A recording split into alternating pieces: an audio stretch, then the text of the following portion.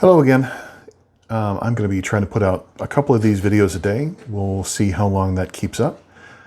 I'm going to continue reading from Spurgeon and maybe try to add a little bit of my own context or my own thoughts on the passage that he's going over and the notes that he makes, the things that he talks about.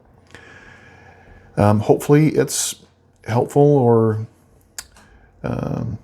helpful to you in your walk. Evening of March 27th. And she said, "Truth, Lord, yet the dogs eat of the crumbs which fall from their master's table." Matthew 15:27. And I think in this case, I'm actually going to, before I start reading a little bit more of this, I'm going to put a little bit more context to it and maybe read some of the actual passage from Matthew, the whole passage here. Well, maybe not the whole passage, but enough of it to get some context. Let's see. Let's use ESV. Yeah, let's use ESV if it's here. Let's start in verse 21. And Jesus went away from there and withdrew to the district of Tyre and Sidon. And behold, a Canaanite woman from that region came out and was crying, "Have mercy on me, O Lord, Son of David. My daughter is severely oppressed by a demon." But he did not answer her a word. And his disciples came and begged him, saying, "Send her away, for she is crying out after us." He answered, "I was sent only to the lost sheep of the house of Israel." But she came and knelt before him, saying, "Lord, help me." And he answered, "It is not right to take the children's bread and throw it to the dogs." She said, and this is the verse from Spurgeon, "Yes, Lord, yet even the dogs eat the crumbs that fall from their master's table." Then Jesus answered her, "O woman, great is your faith. Be it done for you as you desire." And her daughter was healed instantly. Okay, so that's the passage from Matthew, just to give you a little bit of context. Let's see what Spurgeon has to say about it. This woman gained comfort in her misery by thinking great thoughts of Christ. The Master had talked about the children's bread. "Now," argued she, "since thou art the master of the table of grace, I know that thou art a generous housekeeper, and there is sure to be an abundance of bread on thy table. There will be such an abundance for the children that there will be crumbs to throw on the floor for the dogs, and the children will fare none the worse because the dogs are fed." She thought him one who kept so good a table that all she needed would be a crumb in comparison.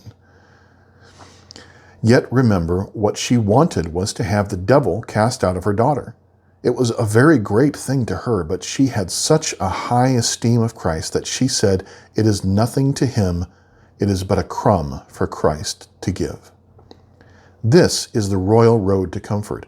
Great thoughts of your sin alone will drive you to despair, but great thoughts of Christ will pilot you into the haven of peace.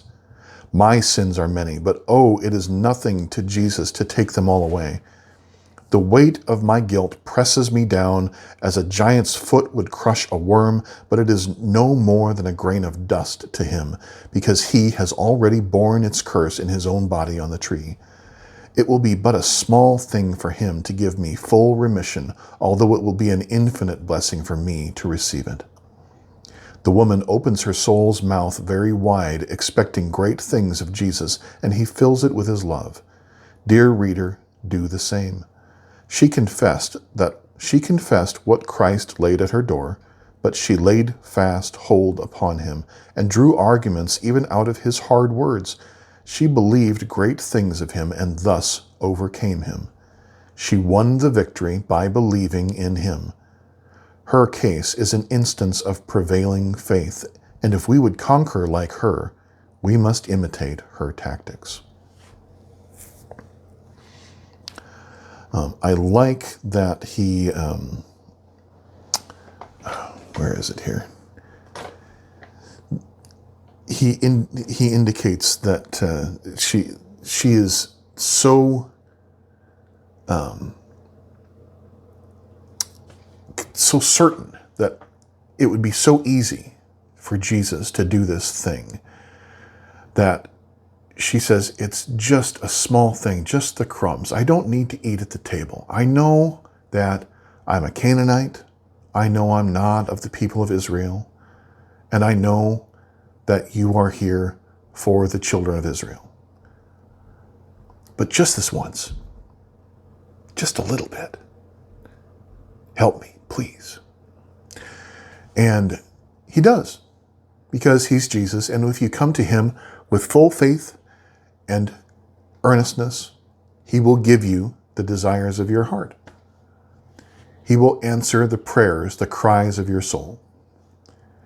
And we don't cry out earnestly enough sometimes. We don't fall on our knees. We don't fall on our face. We don't try and keep on trying. We don't ask and keep on asking, because that's what's in that verse. You ask and keep on asking. It's not ask once and he gives it to you. He's not an indulgent father. He is a good father. And if you ask him earnestly, and if it's in accordance with his will, he will give it to you. Hopefully that helps somebody out there that's struggling with illness or something in your life that only God can solve. Ask, keep on asking, and remember that we are not Canaanites. If you have accepted God into your heart, he calls you children, just as he called the children of Israel his children. In this passage, he says it is not right to take the children's bread and throw it to the dogs, because he was there for the Israelites, who were the children of God. When we ask Jesus into our hearts, we become the children of God by adoption. He has adopted us into his family, and he treats us no differently than he would treat any other of his children. And he wants to be good to his children. He wants to give them good things. So don't be afraid to ask God for the desires of your heart, for things that you earnestly need, for illness, for anxieties. Lay your cares upon him, because he cares for you. Hope you all have a wonderful night.